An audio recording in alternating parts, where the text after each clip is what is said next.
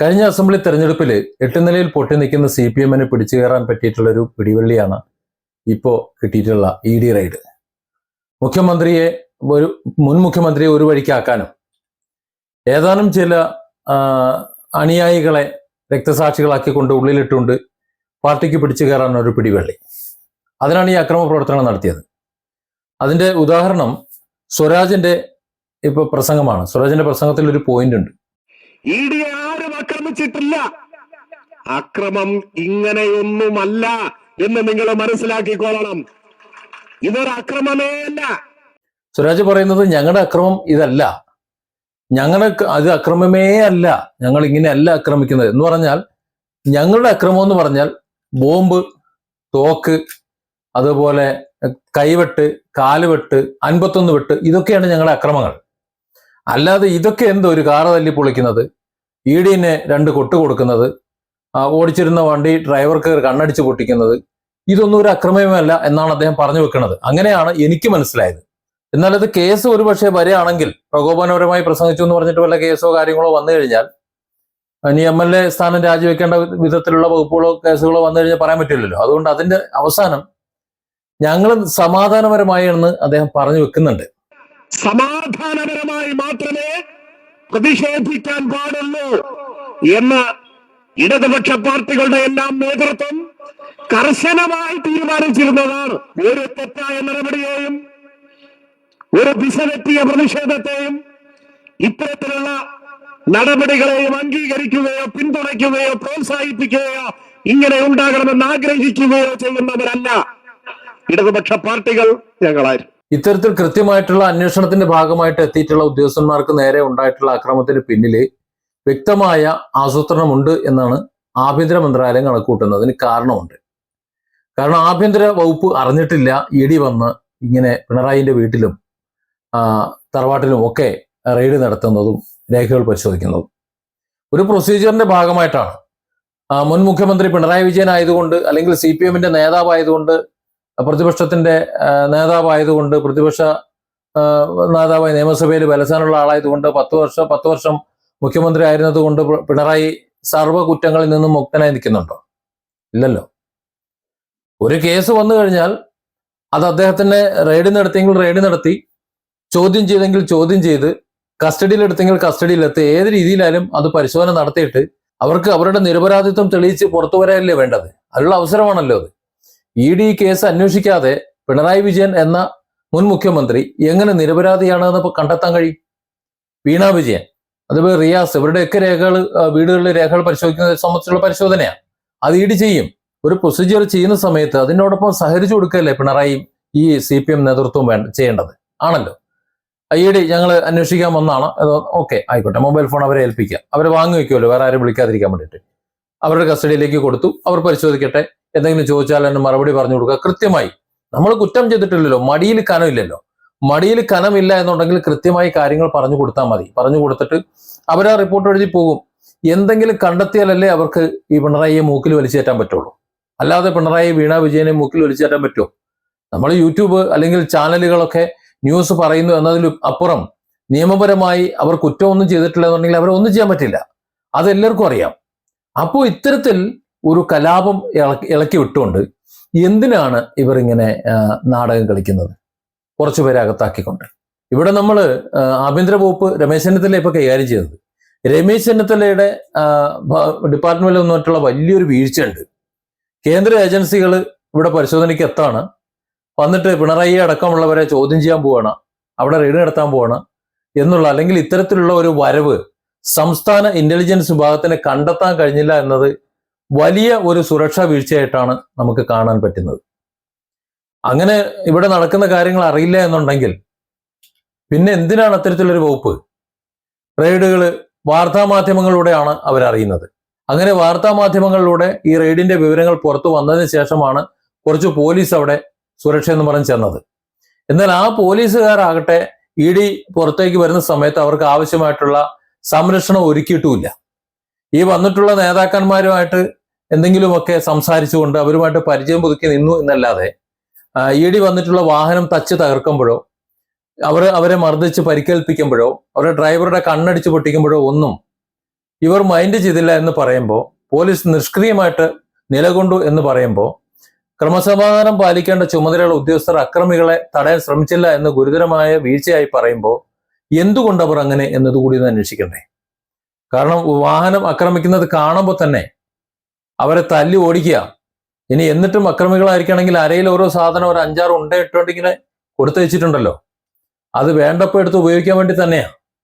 അത് കണ്ണൂരായതുകൊണ്ടോ അല്ലെങ്കിൽ തിരുവനന്തപുരം ആയതുകൊണ്ടോ അതെടുത്ത്, അല്ലെങ്കിൽ സഖാക്കളായതുകൊണ്ടോ അവരുടെ ചോരയ്ക്ക് ചുവപ്പ് നിറം ആയതുകൊണ്ടോ എടുത്ത് ഉപയോഗിക്കാൻ പാടില്ല എന്നൊന്നുമില്ലല്ലോ. കൃത്യനിർവഹണം നടത്താൻ വരുന്ന കേന്ദ്ര ഏജൻസികളെ അത് നടത്തിയിട്ട് പോകാൻ പറയണം. അതിനുള്ള അവസരം ഉണ്ടാക്കണം. അതിലെ നമ്മുടെ പോലീസ് സേന, ആഭ്യന്തര സേന ചെയ്തു കൊടുക്കേണ്ടത് അതാണ് ചെയ്തു കൊടുക്കേണ്ടത്. അതേപോലെ സഖാക്കൾ വിവരമില്ലായ്മയുടെ അങ്ങേയറ്റമാണ്. കമ്മിക്കൂട്ടങ്ങൾ എന്ന് വിളിക്കുന്നത് വെറുതെ അല്ല. അവരുടെ സഖാവിനെ അവിടെ ED ഒന്ന് റെയ്ഡ് നടത്തി, ED കുറച്ചു നേരം സംസാരിച്ചു പോയി. അതിലെന്ത് ആകാശം ഇടിഞ്ഞു വീഴും? മടിയിൽ കനമില്ല എന്ന് പിണറായി പലതവണ പറഞ്ഞിട്ടുണ്ട്. അപ്പോ പിണറായിയുടെ വാക്കുകൾ സഖാക്കൾക്ക് യാതൊരു വിശ്വാസമില്ല എന്നല്ലേ നമ്മൾ മനസ്സിലാക്കേണ്ടത്. എന്തോ മടിയിൽ അദ്ദേഹത്തിന് കനമുണ്ട്, അതെടുത്തുകൊണ്ട് പോകാൻ ഞങ്ങൾ സമ്മതിക്കില്ല എന്ന മട്ടിലാണ് സഖാക്കൾ അവിടെ തല്ലും പിടി ഉണ്ടാക്കാൻ നിൽക്കുന്നത്. അല്ലെങ്കിൽ തന്തയ്ക്ക് വിളിക്കാനും അവരെ കൊല്ലുമെന്നും ഒക്കെ ഭീഷണിപ്പെടുത്തുന്നത്, കൈയും കാലും വെട്ടി നുറുക്കും എന്നൊക്കെ പറയുന്നത്. മടിയിൽ കനമില്ല എന്നുണ്ടെങ്കിൽ പേടിക്കണ്ടല്ലോ, നിങ്ങൾ കയറി എടുത്തോണ്ട് പോടേ എന്നൊക്കെ പറഞ്ഞാൽ പോരെ, നിങ്ങൾ വല്ല ഉണ്ടെങ്കിൽ നിങ്ങൾ എടുത്തോണ്ട് പോയിക്കോളി എന്ന് പറഞ്ഞാൽ പോരെ. ഈ അക്രമം നടക്കുമ്പോൾ അവിടെ ആ സ്ഥലത്ത് ചില ഉയർന്ന പോലീസ് അസോസിയേഷൻ ഭാരവാഹികൾ ഉണ്ടായിരുന്നു. അവര് ഈ ഒച്ചമ്പിളി നായാട്ടം ഉണ്ടാക്കാൻ വന്നിട്ടുള്ള രാഷ്ട്രീയ നേതാക്കളുമായിട്ട് സൗഹൃദം പങ്കിട്ട് തമാശയും പറഞ്ഞ് ഇന്നല്ലാതെ ആ അക്രമം തടയാൻ വേണ്ടിയിട്ടുള്ള യാതൊരു വിധത്തിലുള്ള നിർദ്ദേശവും നൽകിയിട്ടില്ല. നമുക്ക് വീഡിയോകളിൽ കാണാൻ പറ്റും. ആ കാറിന്റെ ചില്ല് അടിച്ചു പൊളിക്കുമ്പോഴും സൈഡ് ഗ്ലാസ്സൊക്കെ ചവിട്ടി പൊളിക്കുമ്പോഴും ഒക്കെ കാറിൽ ചവിട്ടുമ്പോഴൊന്നും പോലീസ് അവിടെ നോക്കിക്കൊണ്ടിരിക്കുക. അത് തടയുന്നൊന്നുമില്ല. സ്പെഷ്യൽ ബ്രാഞ്ച്, കേന്ദ്ര ഇന്റലിജൻസ് ഇവരൊക്കെ ഈ വിഷയത്തിൽ അതീവ ഒരു ഗുരുതരമായിട്ടുള്ള റിപ്പോർട്ടുകളാണ് ഇപ്പോൾ തയ്യാറാക്കി വെച്ചേക്കുന്നത് എന്നാണ് പറയുന്നത്.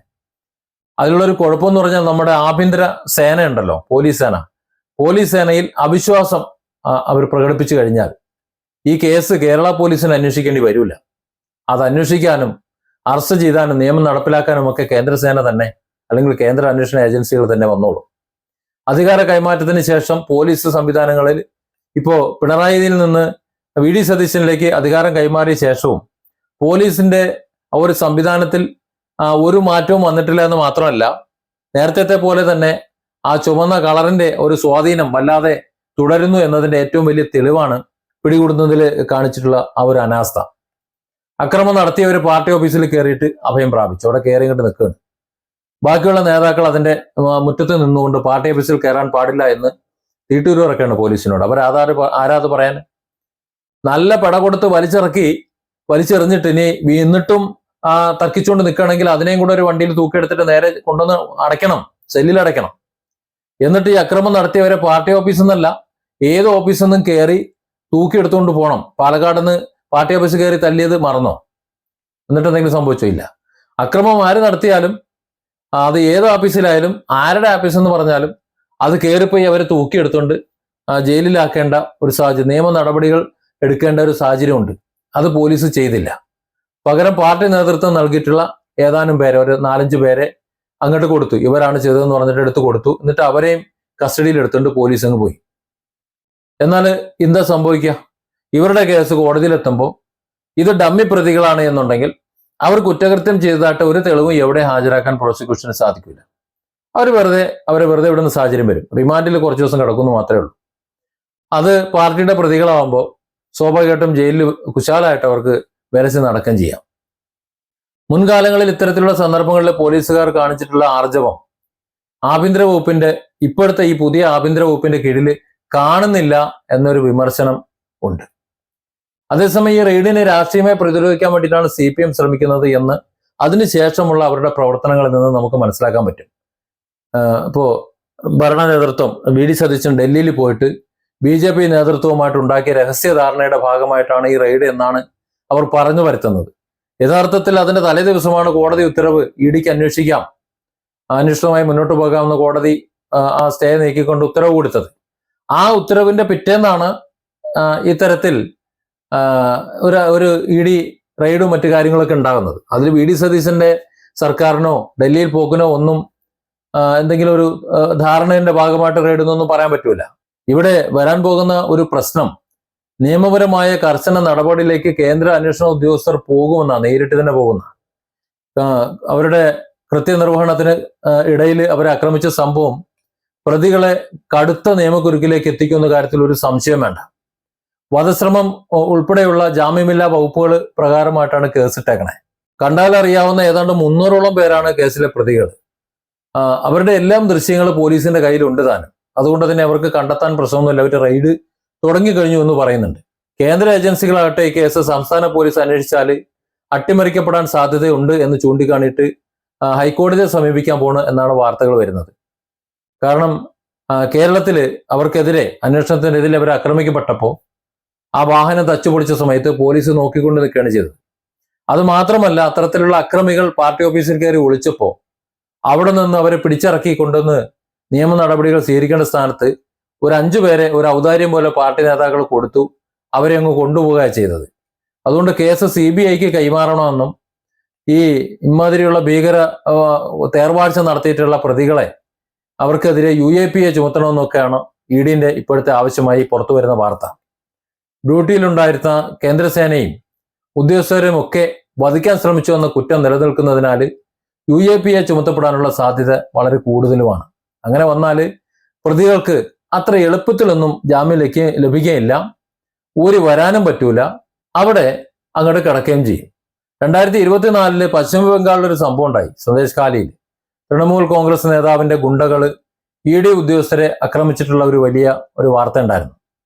അന്ന് ആ കേസ് CBI ആണ് ഏറ്റെടുത്തിരുന്നത്. ഒളിവിലായിരുന്നിട്ടുള്ള പ്രധാന പ്രതിയെയൊക്കെ അറസ്റ്റ് ചെയ്ത് ജയിലിൽ അടയ്ക്കുകയും ചെയ്തു.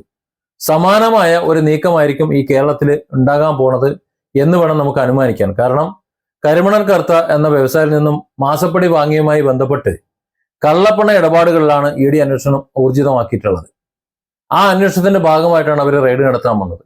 ആ റെയ്ഡും ആ ചോദ്യം ചെയ്യലും ഒക്കെ കഴിഞ്ഞ് പുറത്തേക്ക് ഇറങ്ങിയപ്പോഴാണ് അവർ ആക്രമിക്കപ്പെട്ടത്. ആ അക്രമത്തെയാണ് പോലീസ് സേന നിഷ്ക്രിയമായി നോക്കിക്കൊണ്ടിരുന്നത്. ആ പോലീസ് സേനയും ഇവിടുത്തെ ആഭ്യന്തര സംവിധാനവും, അതിന് VD സതീശന്റെ ആയാലും ഇനി പിണറായി തന്നെയാണ് ഇപ്പോൾ ആഭ്യന്തര വകുപ്പ് കൈകാര്യം ചെയ്യുന്നെങ്കിലും അതിനെ കേന്ദ്ര സേന അംഗീകരിച്ചുകൊള്ളുന്നില്ല. അത് ഇവരന്വേഷിക്കട്ടെ, കേരളം അന്വേഷിക്കട്ടെ എന്ന് പറയാൻ സാധ്യത കുറവാണ്. ഇവിടെ നമ്മളൊരു കാര്യം ഓർക്കേണ്ടത്, നേരത്തെ പോപ്പുലർ ഫ്രണ്ട് നടത്തിയിട്ടുള്ള ഒരു ഹർത്താലാണ്. ആ ഹർത്താലിനിടെ വ്യാപകമായിട്ടുള്ള അക്രമം നടത്തിയവരെ, ഇപ്പോ അക്രമം നടത്തിയതുപോലെ നടത്തിയവർക്കെതിരെ അവരുടെ സ്വത്തുവകകളൊക്കെ കണ്ടുകെട്ടിയിട്ട് അവരെ ജയിലിലടച്ച ഒരു നടപടി ഉണ്ടായിട്ടുണ്ട്. അതുപോലെ ഇപ്പൊ കഴിഞ്ഞ ദിവസം ഇന്നലെ ഈ സ്വത്തുവകകൾ നശിപ്പിച്ചവരും ഇതുപോലെ നടപടികൾ നേരിടേണ്ടി വരും എന്നാണ് പറയുന്നത്. നേതാക്കളുടെ താല്പര്യങ്ങൾക്ക് വേണ്ടിയിട്ട് നിയമം കയ്യിലെടുക്കുന്ന ആളുകൾക്ക് വലിയ നിയമ നടപടികൾ നേരിട്ട് ജയിലിൽ കഴിയേണ്ടി വരുന്ന അവസ്ഥയിലേക്കാണ് കാര്യങ്ങൾ പോയിക്കൊണ്ടിരിക്കുന്നത്. അത് മാത്രമല്ല, ഇത്രയും ഭീമമായിട്ടുള്ള ഒരു നഷ്ടം കൊടുത്ത് ജാമ്യത്തിൽ ഇറങ്ങാൻ തക്കവണ്ണമുള്ള കൈമണിയുള്ളവരല്ല ഈ ചെന്നപ്പെട്ടത്. പാർട്ടിയിലുള്ള ഒരു ആവേശം, നമ്മുടെ നേതാവല്ലേ പറഞ്ഞത് എന്ന് കരുതിയിട്ട് ഒരു ആവേശത്തിൽ ചാടി ഇറങ്ങുന്നതാണ്. ഇവിടെ നഷ്ടപ്പെടുന്നത് ഈ പാവം അണിയുടെ വീടും പറമ്പുമായിരിക്കും. എന്തെങ്കിലും ഒരു 5 സെന്റ് സ്ഥലം ഉണ്ടാവും. അവന്റെ കെട്ടികളും കുട്ടികളും ആയിരിക്കും വഴിയാധാരമാവാൻ പോകുന്നത്. Different angles. Don't forget to subscribe and support this channel.